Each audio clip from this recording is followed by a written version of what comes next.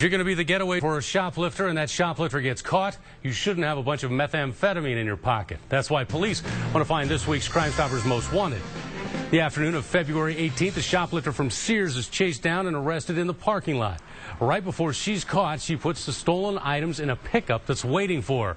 And behind the wheel, Mark Pulsifer. The officers search him, find plenty of paraphernalia.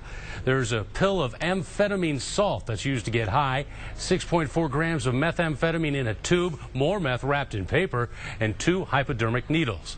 Pulsifer was arrested, but he bonded out and never showed for trial. Take a good look at him. He's 50 years old, 5'9", weighs about 180 pounds. As you can see, he's balding, but he does have some red hair and blue eyes.